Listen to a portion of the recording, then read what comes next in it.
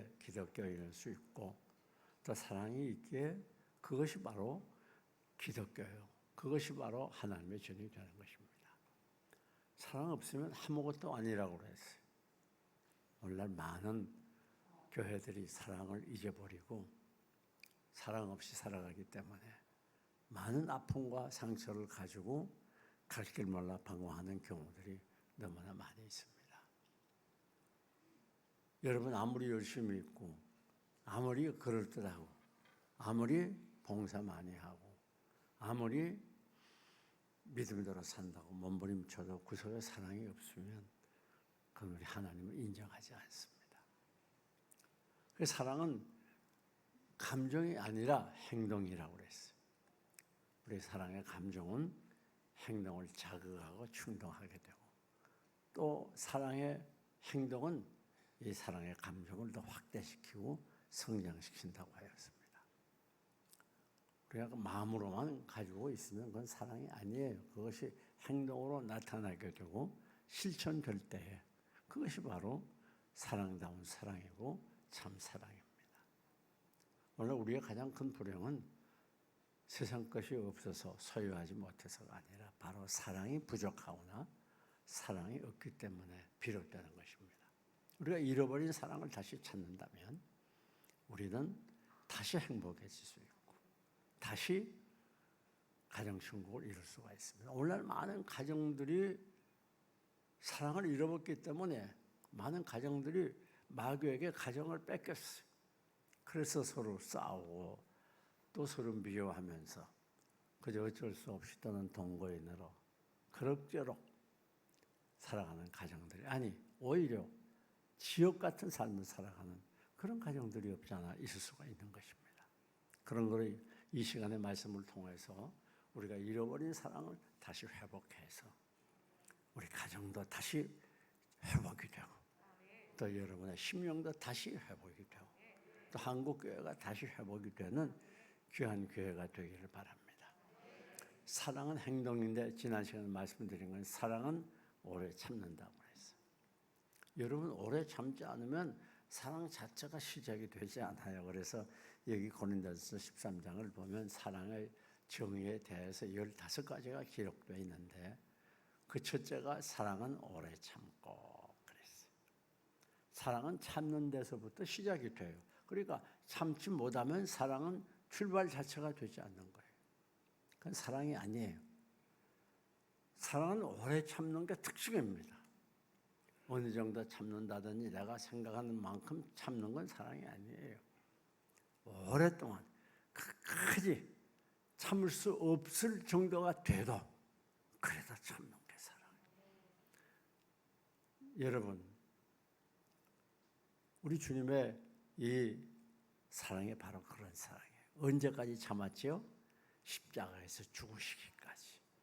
그때까지 참았어요. 그래서 사랑은 오래 참고 또 모든 것을 참으며 모든 것을 견디느니라. 다시 말하면 사랑의 시작도 오래 참는 것이고 사랑의 결론도 오래 참는 거예요. 여러분 사랑이 얼마나 중요한지 몰라요. 그러니까 사랑 없이 그냥 미워하고 싸우면서 예수 잘 믿는다는 거 그건 완전히 착각이라고 말이에요. 사랑 없는 것에 불행이 찾아오게 되고 미움이 찾아오게 되고 분리와 고통이 찾아오게 되는 거예요. 그것이 바로 지옥이 이루어지는 것입니다. 사랑은 오래 참는다는 거. 언제까지? 끝까지. 어느 정도까지 아무리 힘이 들어도 그럼 반드시 승리하게 됩니다. 왜? 우리가 참게 될 때 하나님이 그것에 임하게 되고 하나님이 나타나게 되고 하나님이 역사하기 때문에 그렇기 때문에 이 오래 참는 것이 중요한 거예요. 왜 하나님이 오래 참도록 하시는가? 하나님이 그 참음을 통해 나를 깨트리고 나를 연단하고 내가 더 낮아지고 더 겸손해지고 사랑의 사람이 되도록 하기 위해서 오랫동안 참게 만드는 거예요. 오랫동안 참는 데에는 반드시 하나님의 기간이 있어요. 무조건 오래 참는 게 아닙니다. 내가 참고 참는데 하나님의 때가 되면 반드시 하게 되는 거예요. 그 하나님의 때까지 그 어느 때인지 모르지만 힘들고 고통스럽고 아픔이 계속돼도 잘 참으면 결국 행복한 가정이 되고 행복한 인생이 되고 성공적인 삶을 살게 되는 것입니다.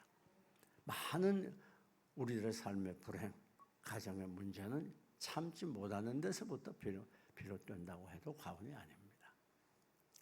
그 다음은 사랑은 오래 참고 사랑은 온유하며 그랬어요.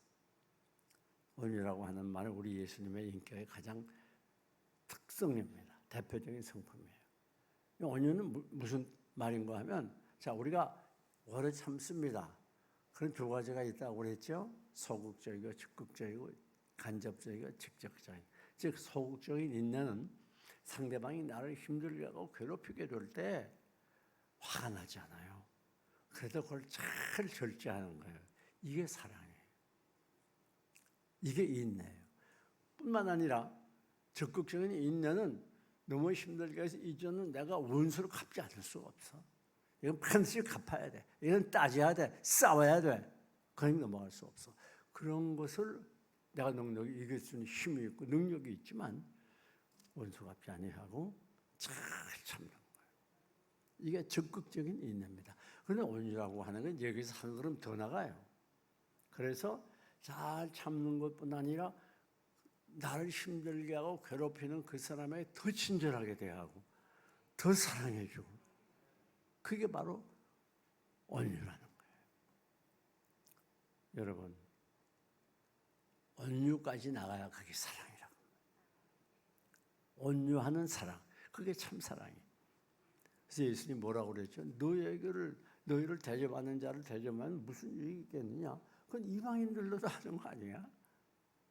우리 하나님을 믿는 사람들은 나를 대접하는 사람만 대접하는 게 아니라 대접을 안 할 뿐 아니라 오히려 나를 미워하고 힘들게 하는 자도 대접해야 돼. 나를 대적하는 자도 대접해야 돼. 어디까지? 원수까지 사랑하라 그랬어요. 이 차원 높은 사랑, 이거 기독교의 사랑입니다. 대단한 사랑, 위대한 사랑이에요. 그게 바로 온유한 사랑이에요.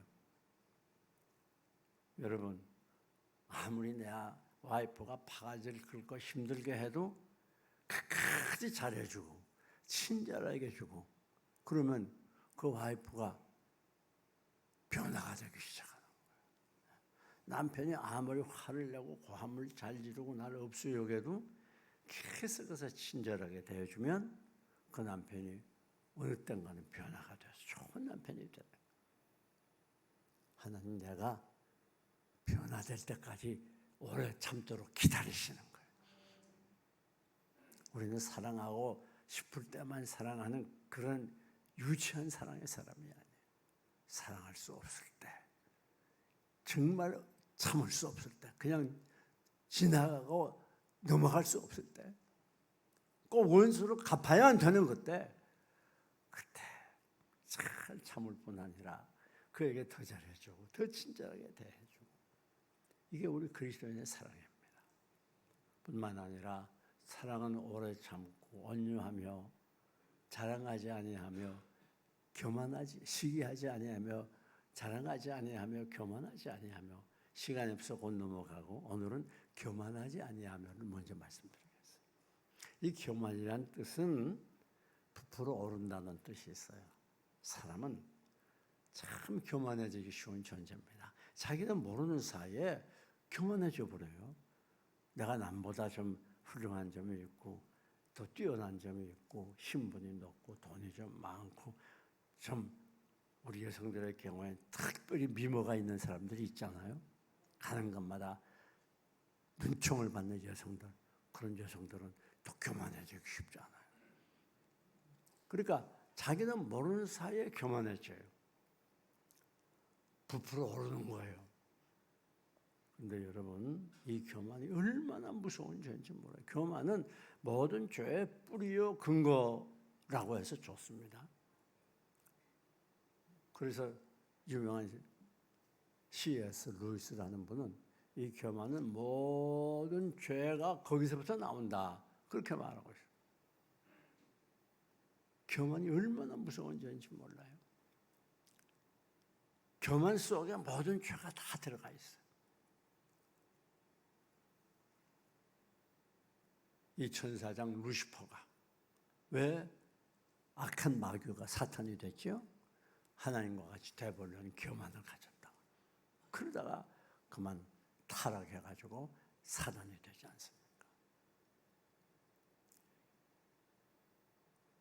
여러분, 최초의 인간이었던 아담과 하와가 하나님 말씀을 불순종하고 범죄했던 이유가 뭡니까? 네가 하나님 말씀을 거역해서 선악과를 따먹어. 선악과를 따먹으면 하나님같이 돼.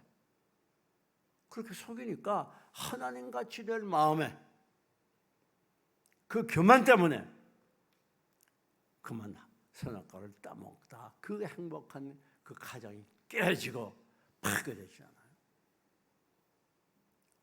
교만하면 가정이 깨지는 거예요. 교만하면 부부간에 장벽이 생기고 다투게 되고 싸우게 되고 가정이 파탄이 나는 거예요. 뭐 내가 어쩌다 이런 남편 만나고 어쩌다 이런 아내 만나고 그래서 우리 가정이 이렇게 지금 힘들고 불행해지지 제가 빨리 죽지도 않고 그렇게 생각하면 안 돼요. 왜 그런가 하면 내가 교만해서 그런 거예요. 내가 교만해서. 내가 좀 더 겸손했더라면 우리 가정이 이렇게까지는 되지 않았어요. 잘 생각해 봐야 돼요. 내가 얼마만큼 지금 겸손한가? 내가 교만하지 않은가? 왜 우리 가정이 이렇게는 힘들게 살아가는가? 왜 우리 가정은 껄피담 다툼이 끊을 날이 없는가? 여러 말 필요 없어요. 내가 교만해서 그래요. 성경에는 말씀 중에서 우리 여성들이 현대를 살아가는 여성들이 거부감을 느끼고 중환감을 느끼는 말씀이 있지요. 남편에게 순종하라. 남편에게 복종하기를 주께 하듯 하라. 그럼 여성들의 입장에서 이게 말이 안 되잖아요. 현대 문화와 이 사회 구조가 여성들이 남편에 복종한다는 말은 이게 자체가 이해가 안 되는 말이에요. 그래서 거부감을 느끼는 경우가 있을 수가 있어요. 그래서 우리 하나님 말씀을 그렇게 강제적으로 막 굴종하라 그런 의미가 아니에요. 정말 사랑하는 마음이 있으면 그러면 그냥 남편이 아내가 원하는 대로 해주고 싶은 마음이 나는 거예요. 네? 그럼 강제적으로 성경이 그랬으니까 막 실체만 억지로 그런 게 아니에요. 우리 말에 자식이 이기는 부모 없다고 그러잖아요. 그게 무슨 말입니까? 자식이 무서워서 부모가 자식이 원하는 대로 해주는 게 아니잖아요. 예를 들어서 우리 어린 아이들이라도 부모가 볼 땐 그거 별로 필요 없어. 그런데 아이가 막 울면서 버티면 그거 사줘요, 안 사줘요? 여기 부모들은 다 이게 안 사주는 것 같은 아이겠죠. 그거 사주잖아요. 그 무서워서 그런 게 아니에요. 사랑하기 때문에. 오늘 우리가 정말 내가 남편을 사랑하고 아내를 사랑하면 그 원하는 대로 해주는 정도가 아니라 그게 원하는 대로 해주고 싶어서 먹겠네요. 그렇게 해주면 내가 기뻐요. 내가 즐거워요. 그래서 자발적으로, 능동적으로, 적극적으로 원하는 대로 해주는 거예요. 그것이 바로 순종의 형태로 나타나는 거예요. 성경을 바로 이해해야 돼요.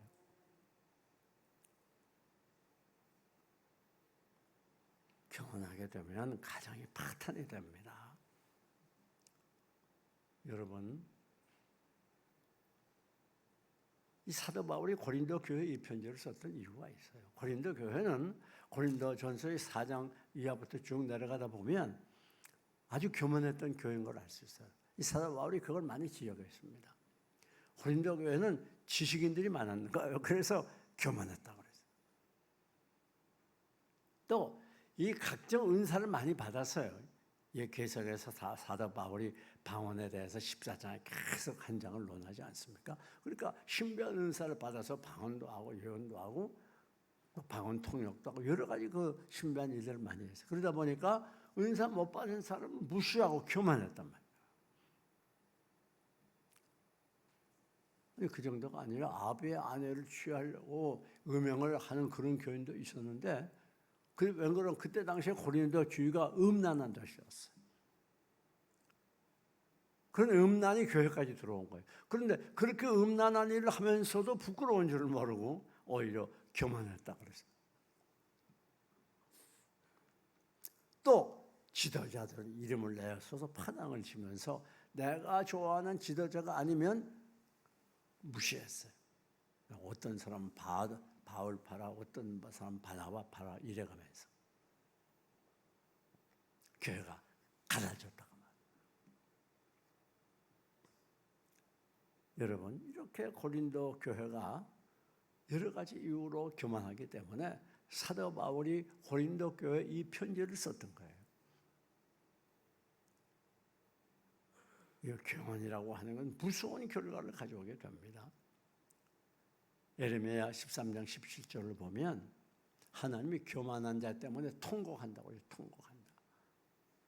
여러분, 우리가 하나님 믿으면서 하나님 통곡하게 하면서 믿으면 안 되잖아요. 그런데 다른 어떤 죄보다도 이 교만한 죄를 하나님이 참 무섭게 다뤘어요. 그리고 아주 그 죄가 무서운 심판을 받게 된다고 경고하고, 어느 정도인가 하면 교만한 자와 손을 잡는 자도 벌을 면치 못하리라. 아니, 얼마나 하나님이 교만한 자를 싫어하면 손을 잡아도 벌을 주겠어요. 네? 얼마나 싫어하면 하나님이 교만한 자 때문에 통곡을 하겠어요. 여러분, 자녀들 속속에서 통곡해 본 적 있어요?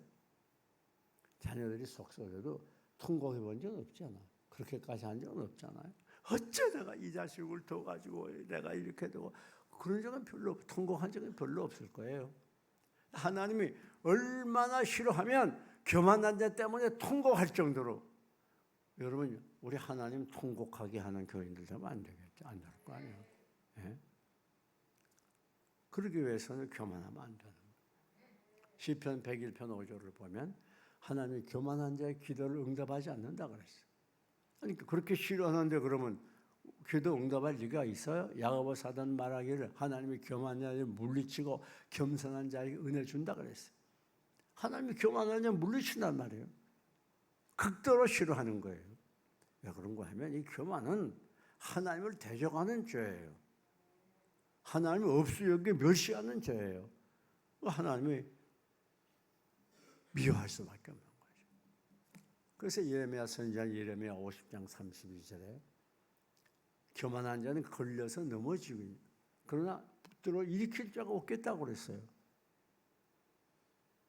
여러분, 오늘 우리들 교만하지 않도록 노력을 해야 돼요. 성경에 보게 되면 아브라함의 저 사라가 아이를 낳지 못하니까 자기의 여종을 아브라함에게 주었어요.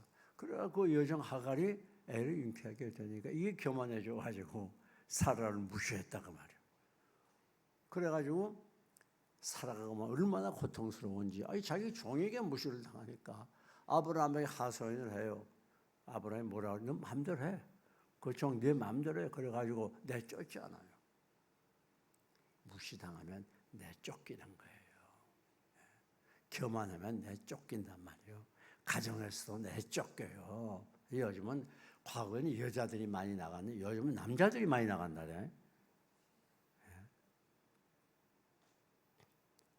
교만하면 직장에서 내쫓기고 때로는 교회에서도 내쫓기는 수가 있어요. 여러분,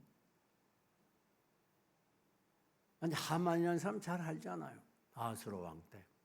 이 하만이 교만해가지고 자기가 지나갈 때 다 자기 앞에 엎드려 절을 하는데 절하지 않는 한 사람 모르드게가 있어요. 유대인. 그래야 교만해져서 그 모르드게와 그 민족을 죽이려고 그러다가 결국 자기가 죽임 당하지 않아요. 모르드게 죽인 다음에 달아놓으려고 높은 장대를 마련해 거기 자기가 다 달리잖아요. 교만하면 많은 거예요. 아수르 왕도 그렇잖아요. 아수르 왕 사네립이 이스라엘 공격에 와서 이스라엘 성을 둘러쌉니다. 그래가지고 그냥 둘러싼 것도 괜찮은데 하나님을 막 모욕을 하고 멸시하는 발언을 해요. 그러려고 어떻게 했습니까? 18만 5천 아수르 대군을 하나님이 순식간에 멸하고, 그리고 이 산에 이런 고향에 돌아가서 부하에게 죽임을 당하잖아요. 하나님의 이 교만한 자를 무섭게 다뤄요. 그러니까 우리들이 매일 내가 교만해지지 않나 조심해야 돼요. 조심해야 됩니다. 모든 문제는 내가 교만해서 생기는 거예요. 내 배우자가, 자식이, 부모가, 형제가, 이웃이 어떻고 그게 아니라 내가 교만해서 생기는 거예요.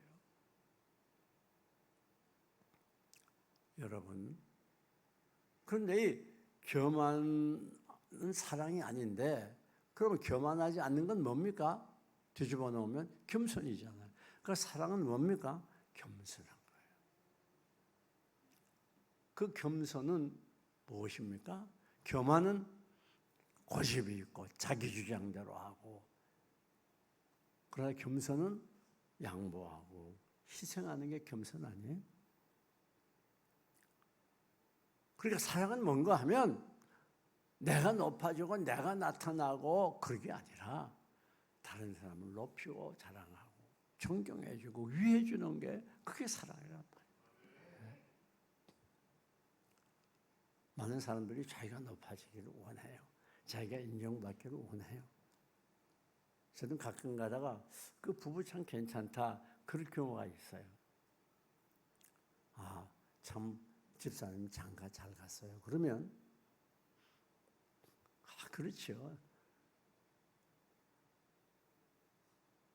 그러면서 아주 정말 제가 잘난 것처럼 그런 사람도 꽤 있거든요. 그런데 뭐라고 대답하는 거 하면 아니에요. 제가 장가를 잘 들었죠.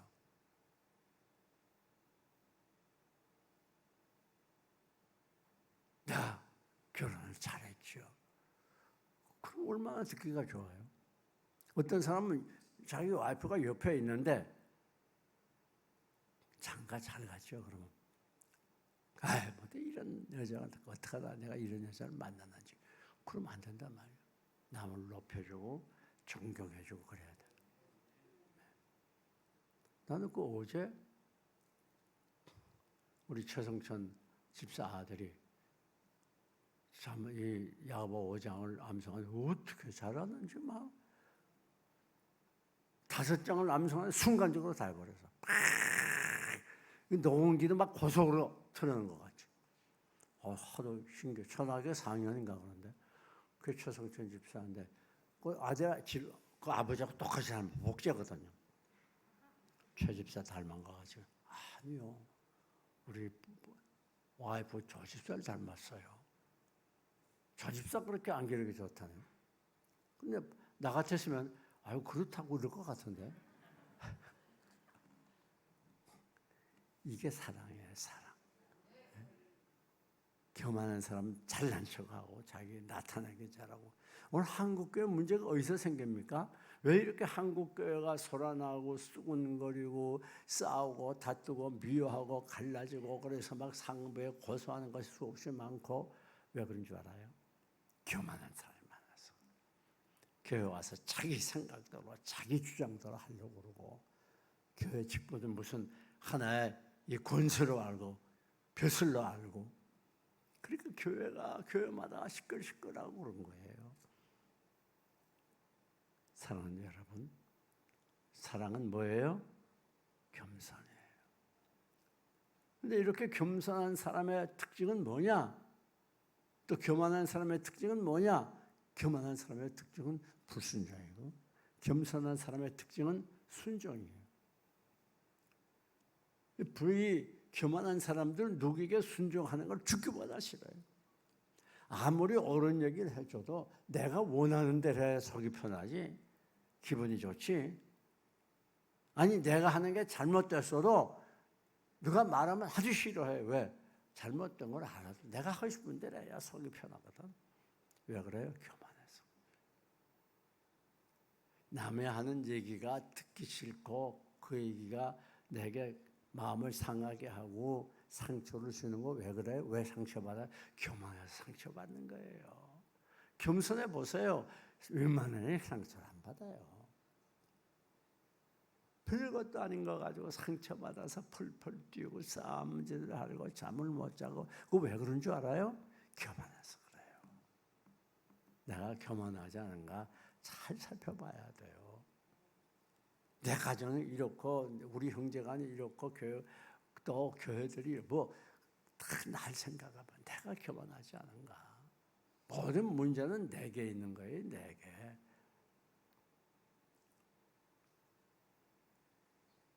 여러분,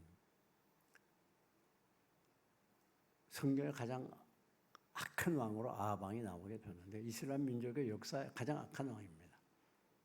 근데 저 길르앗을 전쟁에서 정복하려고 전장 나가기 앞서서 400이나 되는 선지자를 다 불렀으니까 그들을 예언하게 올라가서 하나님이 승리 줍니다. 그런데 그 경건했던 여호사밧 왕이 남쪽 여호사밧 왕이 뭐라고 말하면 그 비가라는 선지자가 있는데 한번 그 사람 예언도 들어봅시다.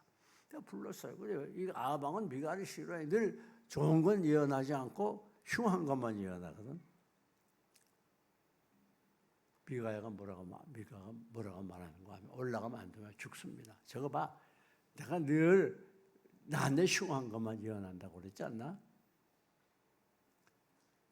내가 올 때까지 감옥에 가도 그러고 고생의 떡과 고생의 물러해 다 줘. 그리고 전쟁 나갔어요. 그리고 어떻게 했는가 하면 이게 마음에 걸렸거든. 미가야 말이 마음에 걸렸어. 그래서 한편 적들은 어떻게 딱 작전을 폈냐면 딴 사람 공격하지 말고 왕복이면 왕만 공격해, 아합 왕만 공격해 그러겠다 말이야. 그러니까 그게 마음에 걸렸든지 자기는 일반 군사 옷을 입고 여호사밧에게 왕복을 딱 입혔네. 저는 그 병사들 탐해서 전쟁을 하는 거예요. 그러니까 여호사밧만 공격합니다. 그 왕 잡으면 되니까. 그런데 이상합니다. 우연히 어떤 병사가 쏜 화살이 아합왕을 맞히는 거예요. 네? 그거 죽지 않습니까? 우연히가 중요한 거예요. 아무리 자기가 죄를 짜고 노력하고 애를 써도 교만하면 우연히 망하게 됩니다. 우연이 없어요. 우연 같아 보여도 그게 하나님의 역사, 하나님이 하시는 거예요. 우연히 어쩌다가 이런 일 당했지 우연히 어쩌다가 아니에요. 그 우연히 되는 게 아니라 그게 바로 하나님의 심판이요, 하나님의 징계요, 하나님의 채찍질이요, 하나님의 경고라는 걸 알아야 돼요. 어떤 경고? 겸손하라는 거예요. 하나님 왜 이스라엘 민족을 40년 동안 광야에서 유리방황하게 했죠? 성경 분명히 말합니다. 이스라엘 백성들을 낮추시고 낮추기 위해서. 교만하면요 하나님 무섭게 다뤄요. 그러니까 우리들이 늘 무슨 내가 당장 뭐 물질 문제, 건강 문제, 뭐 자식 여러 가지 문제 때문에 힘들어하지만 그건 다 눈에 보이는 표피적인 거예요. 그 내부 속으로 들어가면 교만이 있기 때문에 하나님이 그 교만을 꺾으시려고 우연처럼 보이는 일들이 이것저것서 일어나요. 나는 생각지도 않았는데 내가 최선을 다했는데 그래서 이렇게 최선을 다했으니 잘 될 것 같은데 아닙니다. 우연히 생각지도 않았던 사건을 통해서 그냥 실패하고 마는 거예요. 아무리 여러분이 노력하고 애를 쓰고 적어도 인간적인 판단과 이성으로는 이건 실패할 수 없어. 이건 반드시 성공해. 그래서 해봐요. 우연히 생각지도 않았던 사람을 만나서 폭삭 망하고만. 우연히 몸에 병이 들어. 분명히 성공할 줄 알았는데 계산상은 이게 우연히 불경기가 갑자기 다가와. 여러분 우연은 없어요. 그러니까 우리가 꼭 기억해야 되는 건 순종의 사람이 돼야 돼요. 벌써 불순종하고 말이 많고 자기 주장이 강한 건 왜 그런가 하면 두세 번 없어요. 교만해서 그래요. 교만해서 그렇습니다. 자기 남편이 좀 돈 좀 적게 벌어온다고 바가지 굴고 아내가 좀 마음에 안 들고 잘못한다고 그것도 가지고 잔소리하고 그거 다 교만해서 그래요.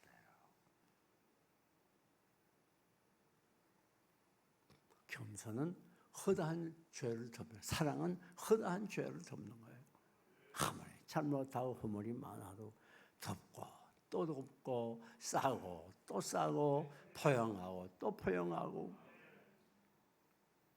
그러면 때가 되면 하나님이 변화시켜줘요. 왜 변화가 안 되죠? 내가 참지 못하니까, 내가 교만하니까. 그러니까 변화가 안 되는 거예요. 변화는 내가 시키지 않아요. 배우자의 단점 때문에 싸우지 말아요. 바보가 하는 짓이에요. 왜? 그 단점은 내가 못 고쳐요. 그건 하나님만이 고치는데 언제 고쳐지느냐?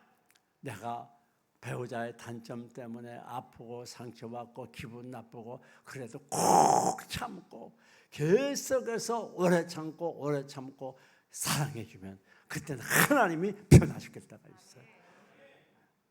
내가 변화시키려고 자꾸 단점 지적하고 그거 가지고 야단하고 말하고 잔소리하니까 오히려 변화되는 게 더 악해져요. 사람이 더 싸나워져 자꾸 그러면. 여러분 자꾸 잔소리하면 더 싸나워집니다. 화내면 뭐 달라질 것 같아요. 화내고 잔소리하면 악이 나요. 요즘 사람들 그렇게 만만한지 압니까?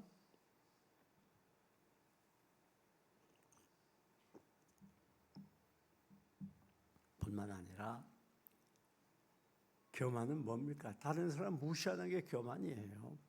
겸손은 다른 사람을 높이고 존경하는 거예요. 우리는 매일같이 나 자신을 살펴볼 게 뭡니까? 내가 교만하지 않았나? 내가 교만한 말 하지 않았나? 그걸 생각해요. 교만이 말로 많이 나가거든요. 말로.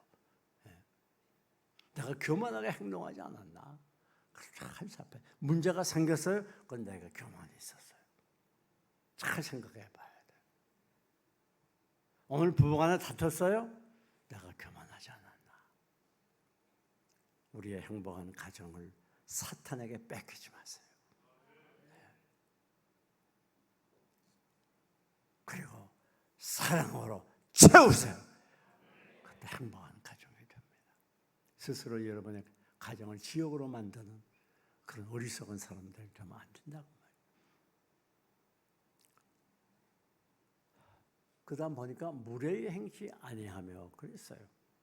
무례히 행한다. 그러니까 예의가 없다 그 말이에요. 근데 그때 당시에 왜 사도 바울이 이 말을 했는가 하면, 사도 바울이 이 글을 쓰는 당시에 그 초대교회는 이렇게 애찬을 나누었습니다. 예배 드리기 전에 모이게 되면 먼저 식사를 했어요. 그런데 어떤 사람이 먼저 와서 다 먹어버리네. 좋은 거 다 골라 먹고. 그러니까 불평이 생기잖아요. 버릇 없잖아요, 그게. 서로 나누어 먹어야지 지가 그렇게 막 먼저 와서 다 먹어. 또 그때 당시에 성찬식을 주마다 했는데 지금은 뭐 떡도 조그맣게 또 포도주도 조그만 잔에다가,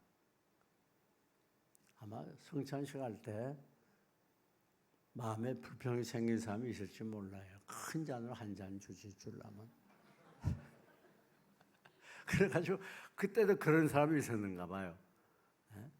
포도즙을 많이 마셔가지고 막 술주정까지 한 사람이 있었어요. 그 초대교회 당시.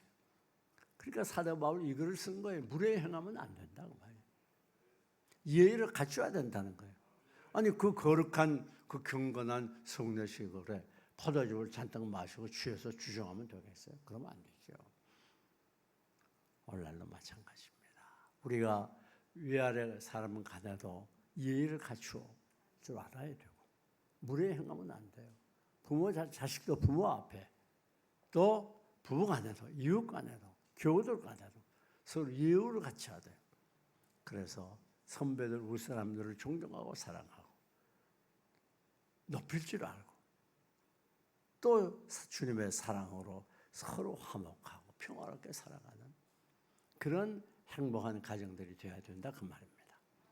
사랑하는 여러분, 말씀을 마칩니다. 우리 모두 사랑을 말로만 하지 말고 혀로만 하지 말고 행함으로 실천해서 여러분의 삶이 사랑의 삶이 되고 사랑으로 행복을 이루어 가시기를 주님의 이름으로 축원합니다. 축원합니다.